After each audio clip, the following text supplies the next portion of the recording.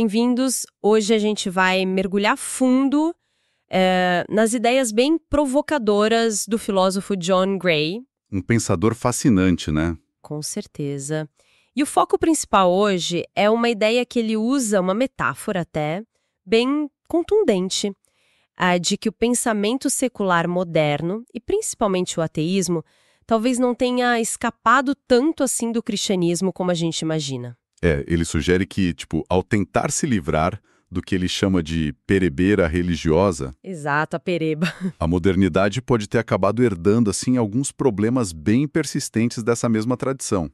E a nossa conversa aqui vai se basear muito no livro dele, 7 Tipos de Ateísmo, e também num outro texto que explora justamente essa ideia, né, da persistência secular do cristianismo. Certo. A missão, então, é tentar entender esse argumento do Gray, como que o ateísmo mais, digamos, militante de hoje pode ser visto não como o oposto total da religião, mas quase como uma continuação do monoteísmo, só que, claro, por outros caminhos. Parece contraintuitivo, né? Mas a análise dele é bem interessante. Vamos lá, então. Gray começa apontando para algo que ele acha crucial. Esse ateísmo mais barulhento, sabe? O tal novo ateísmo. Que ficou bem popular uns anos atrás. Isso. Ele geralmente se define pela briga, pela oposição a uma versão muito específica de religião. Qual seria? Aquela que é toda focada em crenças, dogmas, sabe? Coisas que você tem que acreditar que são verdade. E essa mania da crença certa.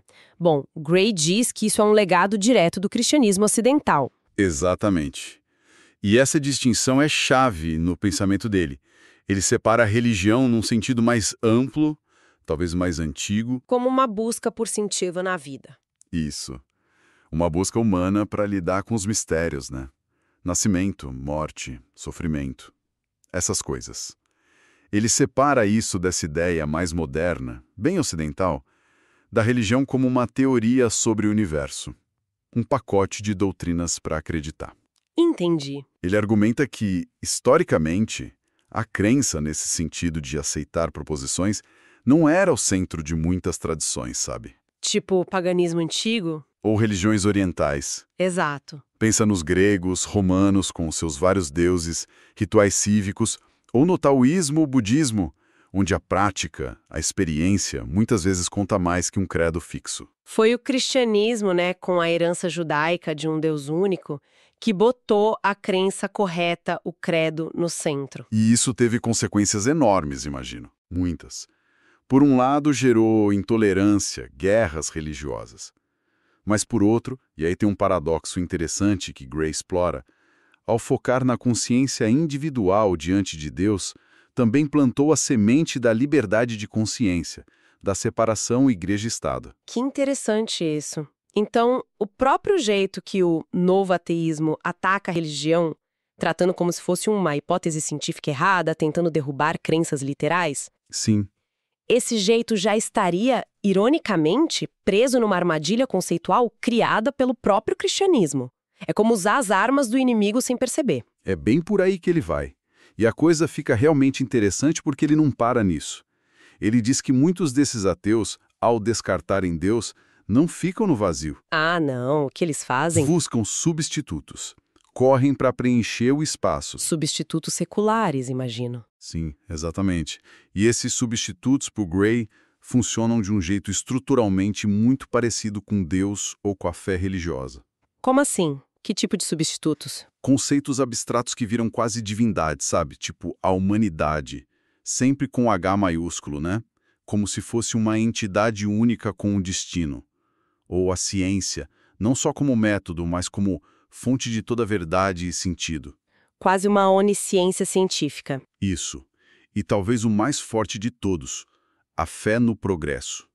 Aquela ideia, né, tão central para nós, de que a história é uma linha reta para cima. Um caminho inevitável para um futuro melhor, mais racional, mais justo. E o Gray contesta isso. Muito. Para ele, essa crença no progresso não é óbvia, não vem da razão pura. Ele vê isso como uma versão secularizada do mito judaico-cristão da redenção. Só que uma redenção que acontece aqui, na história. Um paraíso na Terra, guiado pela razão ou pela ciência em vez de Deus. Exatamente. Uma ideia que, segundo ele, dificilmente sairia do politeísmo, por exemplo, que viu o tempo mais como ciclos, né? E aceitava a diversidade de valores. E o fascinante é que ele detecta aí uma mistura. Esperança cristã de um fim redentor Com o quê? com um elemento antigo, pré-cristão, o gnosticismo. A ideia de salvação pelo conhecimento. Só que agora o conhecimento que salva é o científico, o tecnológico. A ciência vira a ferramenta para superar os limites humanos e construir esse paraíso. E essa análise toda nos leva de volta para a metáfora da pereba, né? Que você mencionou no começo. Isso. A imagem é forte. Ele usa para dizer que a tentativa moderna de arrancar essa pereba do cristianismo, as crenças irracionais, as instituições e tal, não curou tudo. Pelo contrário. Ele argumenta que essa cirurgia radical talvez tenha criado outras feridas, as chagas seculares, talvez até piores, Piores por quê? porque herdaram padrões problemáticos sem perceber. Exatamente. Padrões que vêm lá do monoteísmo, mas agora disfarçados. E quais seriam essas chagas? Ele aponta várias. Quais, por exemplo? Uma bem óbvia e que choca um pouco é a própria militância. O fervor, a intolerância de muitos movimentos seculares. Ah, sim. Como assim? Assim como o cristianismo histórico usou violência para impor sua verdade, né, para converter ou eliminar quem pensava diferente, Gray vê um eco disso em grandes projetos políticos seculares. Ele dá exemplos? Dá sim, ele não alivia. Fala do terror jacobino na Revolução Francesa, do bolchevismo na Rússia, do nazismo e até de certas formas de liberalismo que acabam tendo um tom meio evangélico, sabe? Querendo impor seu modelo como universal. Mesmo o liberalismo? Mesmo. Para ele, essa ânsia de criar um mundo unificado sob uma única ideologia, essa busca por pureza, por converter todo mundo, isso é um traço monoteísta profundo. É a péreba da verdade única, só que secularizada, e não menos perigosa. E ele não fica só na teoria, ele amarra isso com história concreta, né? As tais religiões políticas do século XX. Com certeza. Ele é mestre em traçar esses paralelos que fazem a gente repensar. Ele conecta, por exemplo, os movimentos milenaristas medievais. Aqueles grupos que esperavam o fim do mundo? Isso, apocalípticos, esperando um reino de Deus violento na Terra. Ele conecta isso com as utopias revolucionárias modernas. Cita o caso lá de Münster, no século XVI. Jean Boxel. Esse mesmo. Uma teocracia comunista apocalíptica violenta. Para o Gray, aquilo, embora com linguagem religiosa, foi um ensaio para o totalitarismo secular. E depois? Aí ele analisa o jacobinismo na França. Tentaram varrer o cristianismo, criaram o culto da razão, depois do ser supremo, quer dizer, tentaram preencher o vazio religioso com outra fé imposta pelo Estado. E o bolchevismo? Mesma coisa. A campanha pelo ateísmo científico, a perseguição religiosa brutal, Lenin mumificado como santo secular, e até uns planos malucos dos construtores de Deus de ressuscitar os mortos pela ciência, começando pelo Lenin. Nossa. Para ele, isso não é só política radical. É a persistência dos mitos religiosos, redenção, paraíso, imortalidade e do impulso gnóstico salvação pelo conhecimento técnico, só que com roupa secular. É a pereda da escatologia transmutada em projeto político. É uma análise bem forte e, como você disse, desconcertante para muitos, ainda mais porque ele não para nos regimes totalitários, né? Ele critica também o liberalismo, o humanismo secular. Sim, e esse é um ponto-chave polêmico. Ele não alivia para o humanismo secular liberal. A partir do século XIX, figuras como Comte, John Stuart Mill. O Comte queria uma religião da humanidade, não era? Exatamente. Ele desenhou uma religião completa, com a humanidade no lugar de Deus, santos seculares, rituais. Ele rejeitava Deus, mas queria manter a estrutura moral e social da religião, só que secularizada. E o Mill? O Mill também flertou com essa ideia. Via ali uma fonte de coesão, de moral, depois que a fé tradicional enfraqueceu. Para o Gray, esses projetos mostram como a estrutura mental monoteísta continuou ali. A fé no progresso, na história com o objetivo final. Isso. E a crença numa moral universal, que mesmo justificada pela razão, tem raízes judaico-cristãs. Igualdade, compaixão. O que levanta a questão: de onde vêm os valores morais dos ateus hoje? Principalmente os liberais. Exato. Será que eles brotam naturalmente da razão ou da ciência? Gray diz um sonoro não, e aponta para a história do ateísmo que é vasta e contraditória. Como assim? Ele lembra, teve ateu famoso que foi racista, Voltaire, Hume, Kant em algumas fases, Haeckel, teve ateu fascista, Maurras, ateu egoísta radical, Stirner, ateu socialista, Marx, ateu liberal, Mill, ateu misógino e cruel, Sade. Nossa, uma variedade enorme. Pois é. Então, a ideia de hoje, tipo Sam Harris, de que a ciência pode fundamentar uma ética objetiva que, olha só que conveniente, bate direitinho com os valores liberais modernos, para Gray, isso ignora essa história toda e, principalmente, não reconhece as raízes monoteístas desses valores liberais. É mais um sintoma da pereba, então. Herdar os valores, mas negar a origem. Exatamente. Herdar os frutos morais do cristianismo enquanto se corta a árvore que os deu. Entendi. A crítica dele a essas formas mais, digamos, populares de ateísmo é bem demolidora. Acusa de replicar padrões religiosos sem perceber.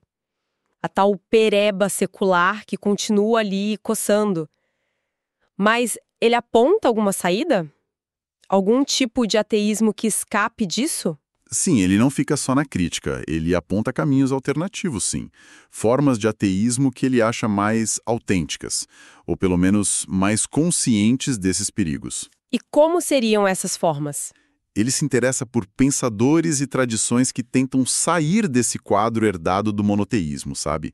Da escolha binária, crer-descrer, da busca por salvação na história. São ateísmos que aceitam o quê? A falta de sentido? Talvez. Ou aceitam viver num mundo sem um Deus pessoal, ou com um Deus tão diferente que nem dá para nomear, sem sentir a necessidade de criar substitutos ou grandes histórias de redenção. Ele fala de figuras como George Santayana. Santayana? Era ateu materialista, mas, diferente dos militantes, ele apreciava a beleza, a poesia, a sabedoria prática das religiões. Via a religião como arte e não ciência errada. A liberdade para ele vinha de aceitar nossa existência material, passageira, e achar beleza nisso. Interessante. Quem mais? Joseph Conrad, o escritor. As experiências dele no Congo o deixaram totalmente céticos sobre progressos, sobre a bondade humana. Coração das trevas, né? Exatamente. Mostra a fragilidade da civilização. Para Conrad, não tinha redenção na história. O valor estava na solidariedade básica, na lealdade, na coragem de encarar um universo indiferente, tipo o mar nos livros dele. Um ateísmo talvez sombrio, mas honesto. E ele fala de misticismo também? Fala de um misticismo negativo, silencioso. Tipo Schopenhauer, que viu o mundo como vontade cega e buscava a negação. Ou Mautner, que dizia que a linguagem nem consegue falar sobre Deus ou a realidade última, levando a um ceticismo sobre todas as doutrinas. Então, para resumir a visão do Gray, ele não está dizendo que todo ateu é religioso no fundo, ou que ateísmo é impossível. A crítica é mais específica, né? Muito mais específica. Seria errado dizer isso.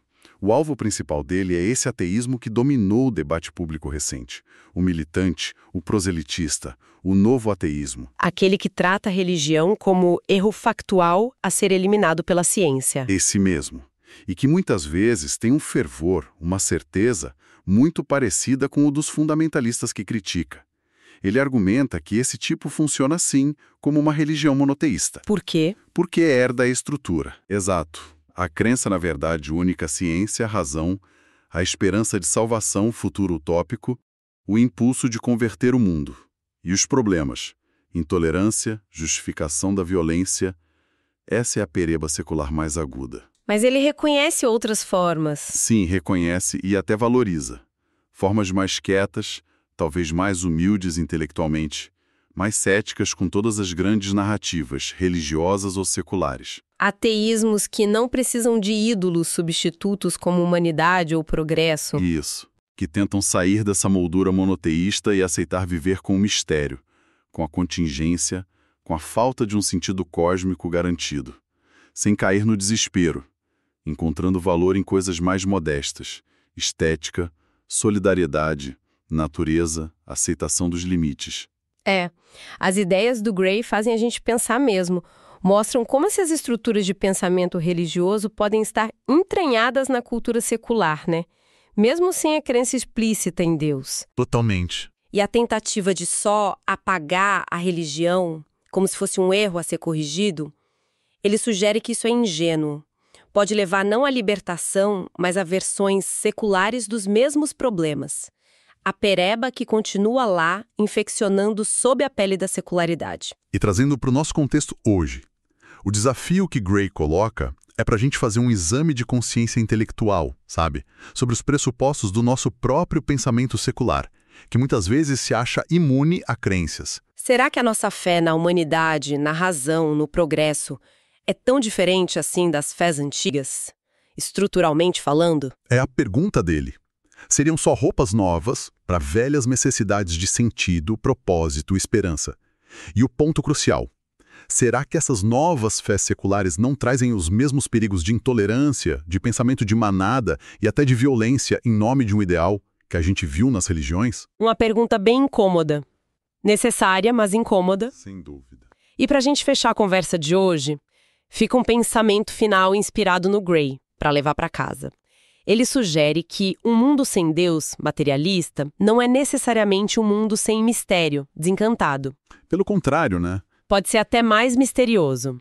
E talvez o desafio real para a gente hoje não seja tanto escolher entre crer e descrer. Talvez seja aprender a viver nessa incerteza radical, nesse mistério da existência finita num universo indiferente. Sem precisar se agarrar desesperadamente a grandes narrativas, né? Sejam religiosas prometendo o céu ou seculares prometendo a utopia na Terra. Exatamente. Narrativas que prometem uma salvação total, que, no fim das contas, como a história talvez mostre, pode ser ela mesma a ilusão mais perigosa de todas.